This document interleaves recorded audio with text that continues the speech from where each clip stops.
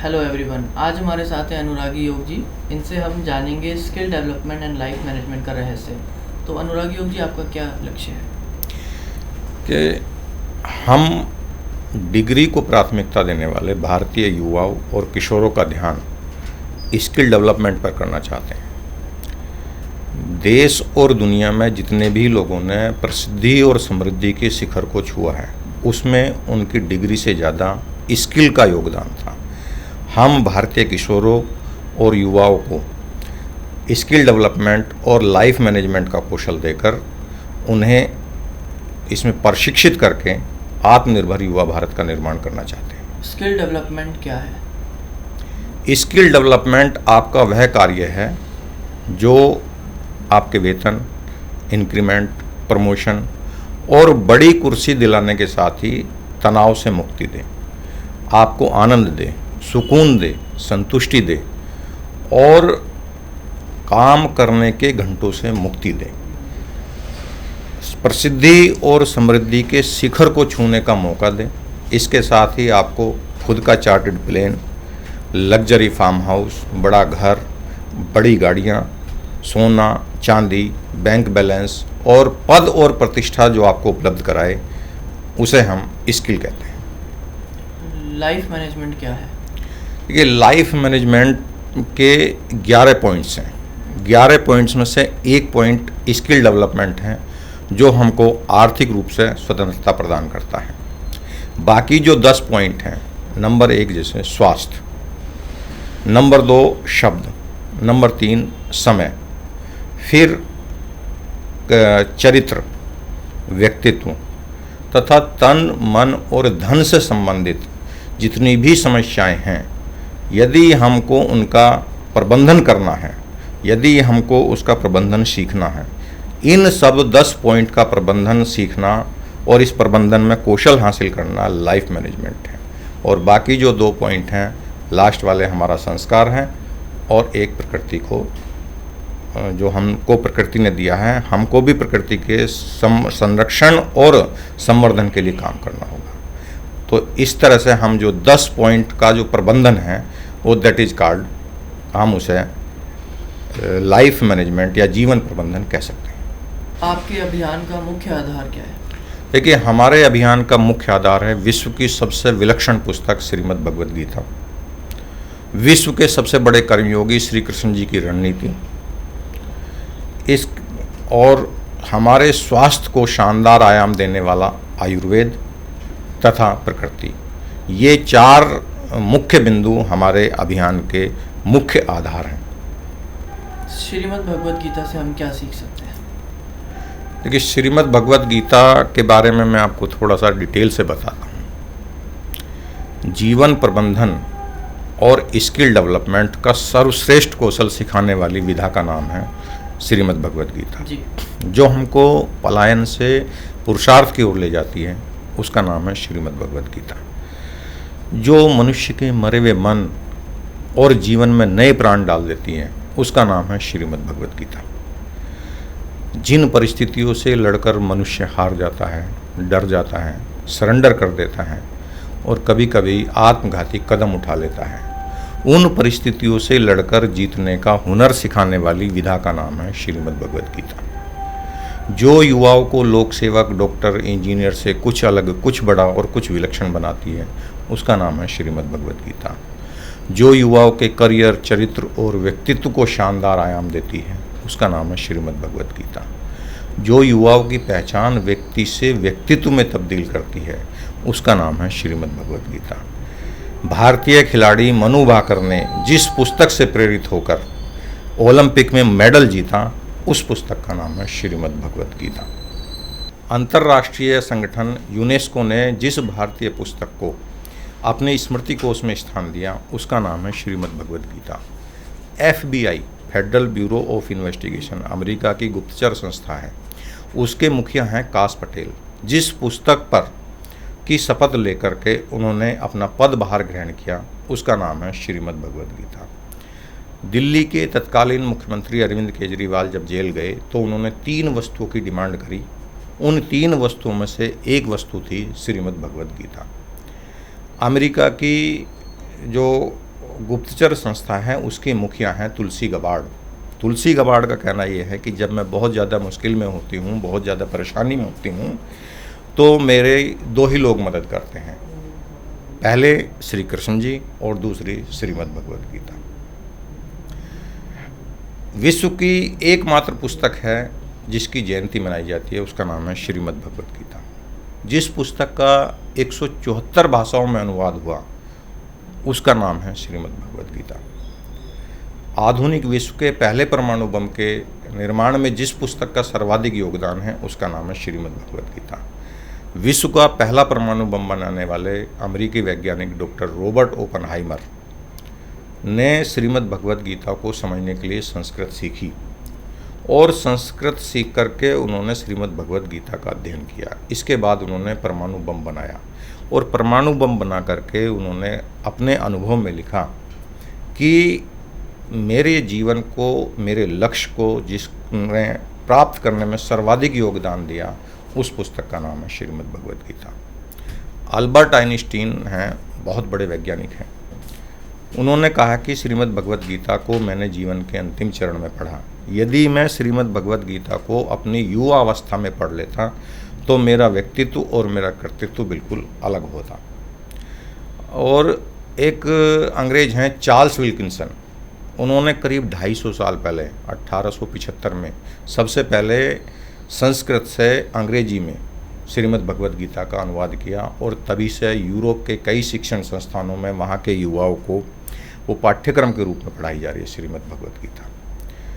एक बहुत बड़े साहित्यकार हैं रुडयार्ड किपलिंग, उन्होंने जो है एक कविता लिखी है इफ़, विश्व फेमस कविता है इफ़। लेकिन भारतीय लेखक और पत्रकार खुशवंत सिंह का कहना है कि श्रीमद् भगवद गीता के सार का अंग्रेजी रूपांतरण है इफ़ कविता। तो श्रीमद् भगवद गीता के बारे में अगर हम बहुत देर से बात करेंगे, बहुत लंबे समय तक बात करेंगे तो बात करते रहेंगे, लेकिन हम ये बताना चाहते हैं कि श्रीमद् भगवद गीता का सार इतना विशाल है कि आज तक इसे कोई समझ नहीं पाया। जितना भी समझने की कोशिश करते हैं ये उतना ही बड़ा होता जाता है। इसका सार इतना विशाल है कि ये मन में नहीं आता, जितना मन में आता है उतना बुद्धि में नहीं आता, जितना बुद्धि में आता है उतना बोलने में नहीं आता, और जितना बोलने में आता है उतना लिखने में नहीं आता। इसलिए मेरा विनम्र आग्रह है सभी माँ बाप से और सभी युवाओं से, सभी किशोरों से कि यदि आप अपने व्यक्तित्व को शानदार आयाम देना चाहते हैं, यदि आप लोक सेवक, डॉक्टर, इंजीनियर से कुछ अलग, कुछ बड़ा और कुछ विलक्षण बनना चाहते हैं, और सबसे बड़ी बात है कि यदि आप एक अच्छा इंसान बनना चाहते हैं तो विश्व की सबसे विलक्षण पुस्तक श्रीमद् भगवद गीता को आत्मसात कीजिए और आप देखेंगे कि आपका जो लाइफ स्टाइल है, दिनचर्या है और आपका जीवन है एकदम बदल जाएगा। श्रीमद् भगवद गीता जीवन में कैसे परिवर्तन ला सकती है? देखिए, श्रीमद् भगवद गीता का अवतरण जो हुआ या जो हम कह सकते हैं कि अस्तित्व में आया तो वो द्वापर युग में आई, जब महाभारत का युद्ध हो रहा था और युद्ध में मैदान में जब श्री कृष्ण जी रथ चलाते हुए अर्जुन को युद्ध के मैदान में लेकर पहुँचे तो अर्जुन जो है युद्ध से पीछे हट गए और उन्होंने कहा कि भाई अब मैं अपने परिचितों को, अपने दादा को, अपने चाचा को, अपने गुरु को मार कर युद्ध में जीत भी गया तो मैं युद्ध में जो है इस जीत का मैं क्या करूँगा। तो फिर श्री कृष्ण जी ने उनको श्रीमद् भगवद गीता के माध्यम से उनको ज्ञान दिया और उन्हें बताया कि मनुष्य का काम है कर्म करना। तो द्वापर युग में जब सबसे पहले श्रीमद् भगवद गीता अवतरित हुई या हम ये कहते हैं कि अस्तित्व में आई तो उन्होंने पांडवों के जीवन को बदला। उसी श्रीमद् भगवद गीता की वजह से अर्जुन युद्ध के लिए तैयार हुए और फिर उनका युद्ध जीते और उनको उनका हक मिला। इसके बाद आते हैं हम जो आज का युग है कलयुग।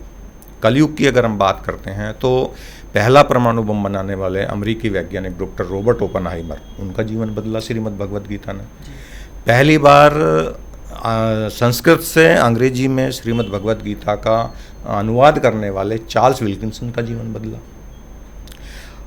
अगर मैं कहूँ कि रुडयार्ड किपलिंग ने इफ़ कविता लिखी, उनका जीवन बदला। आज जो उनकी प्रसिद्धि है रुडयार्ड किपलिंग की, वो उसमें उनकी इफ़ कविता का भी बहुत बड़ा योगदान है। और यदि मैं कहता हूँ महात्मा गांधी से लेकर के दयानंद सरस्वती तक लेकर के और जितने आचार्य विनोबा भावे हैं, जितने भी महान शख्सियत हैं, वो सब श्रीमद् भगवद गीता से प्रेरित होकर कहीं ना कहीं जो है उन्होंने श्रीमद् भगवद गीता पे आलेख लिखा और बताया कि उनका जीवन कैसे बदला।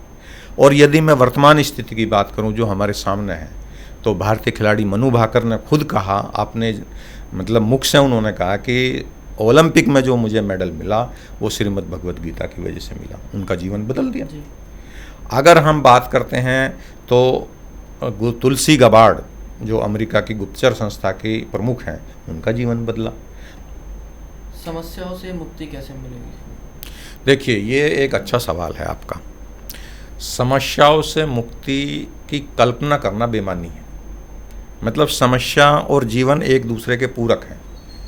ना तो समस्याओं के बिना जीवन हो सकता है और न जीवन के बिना समस्या हो सकती है। तो समस्याओं से मुक्ति नहीं मिल सकती, समस्याओं का प्रबंधन किया जा सकता है।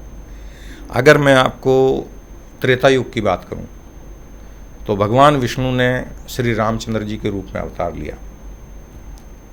वो तो राजा के घर पैदा हुए, राजा दशरथ के घर पैदा हुए, ज्येष्ठ पुत्र हुए। उस समय परंपरा थी जो ज्येष्ठ पुत्र ही शासन करेगा, ज्येष्ठ पुत्र ही राजा बनेगा। तो ज्येष्ठ पुत्र भी थे और उनके राज तिलक की घोषणा भी हो गई थी, लेकिन उनको कष्ट सहना पड़ा ना। उनको जब राज तिलक होने वाला था तो उनको वन में जाना पड़ा। जब वो वन में गए, पहला कष्ट, उन्होंने आज तक इस तरह का जीवन नहीं जिया, समस्याएं आई, कष्ट आया। दूसरी बात, उनकी पत्नी माता सीता का हरण हो गया, वो और ज़्यादा दिक्कत। तीसरी बात, जब वो वहाँ पता भी चल गया कि माता सीता लंका में हैं, तो उन्होंने युद्ध की तैयारी की। तो युद्ध की तैयारी के लिए कोई सेना उनके पास नहीं थी। तो फिर सुग्रीव उन्हें मिले। सुग्रीव ने जो है कहा कि भाई मैं खुद परेशानी में हूँ, मैं पहले मेरी परेशानी मुक्त करिए। तो उन्होंने सुग्रीव की मदद की। फिर जब वो युद्ध करने के लिए पहुँचे तो समुद्र ने रास्ता नहीं दिया, वो और भी दिक्कत। फिर उसके बाद जब युद्ध कर रहे थे तो लक्ष्मण जी जो है मूर्छित हो गए, उनके जीवन पर संकट आ गया, वो भी बड़ी समस्या। इसके अलावा मैं बात करता हूँ, चलो श्री रामचंद्र जी की तो बात मैं मानता हूँ कि चलो उनको उनकी माता जी ने वरदान मांग लिया और उनके पिताजी ने, दशरथ जी ने कहा था कि भाई आप जो है 14 वर्ष के लिए वनवास में जाइए। लेकिन सीता जी का क्या दोष था? सीता जी तो राजा के घर में पैदा हुई थी, राजा के घर में ही उनकी शादी हुई थी और राजा से ही उनकी शादी हुई थी। श्री रामचंद्र जी भी तो बड़े ज्येष्ठ पुत्र थे, तो उनसे भी मतलब एक तरह से वो राजा ही थे और उनके राज तिलक की, लेकिन उन्हें फिर भी कष्ट सहना पड़ा। लक्ष्मण का क्या दोष था? लक्ष्मण को तो कोई आदेश नहीं मिला था, लक्ष्मण को भी कष्ट सहना पड़ा। लक्ष्मण जी की पत्नी है उर्मिला जी, उनका क्या कष्ट था, उनका क्या दोष था? उनको भी कष्ट सहना पड़ा जो है 14 साल तक वो। और सबसे बड़ी बात, जो भरत राजा बनाए गए थे, उनको भी कष्ट सहना पड़ा।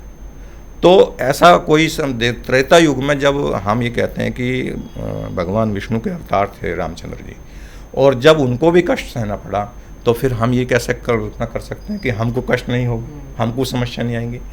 अब आते हैं द्वापर युग में। भगवान विष्णु ने अवतार लिया श्री कृष्ण जी के रूप में। विश्व के सबसे बड़े कर्मयोगी हैं श्री कृष्ण जी। जब श्री कृष्ण जी पैदा हुए तो कितने संकट में थे, उनके माँ बाप संकट में थे, ताला लगा हुआ था, उनके पहले ही 6 भाई बहनों की हत्या कर दी गई थी, उन पर तमाम पहरे थे। चलो जब पैदा हुए तो जब उनको वासुदेव उनके पिता जो है वो लेकर चलने लगे गोकुल की तरफ, तो बरसात हो रही थी बहुत भयंकर। बरसात से भी चलो जैसे तैसे संकट हुआ। फिर पता चला कि यमुना नदी बहुत उफान पर थी। इसके बाद जो है यमुना नदी से निकल के तो श्री कृष्ण जी को भी फिर जब उनका जीवन ठीक सा हुआ, मतलब वो बालपन में थे, तो पूतना उनका वध करने के लिए पहुंच गई।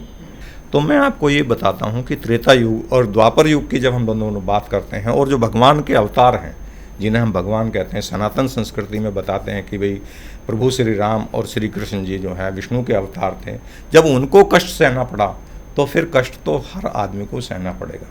कष्ट तो नियति है जीवन की।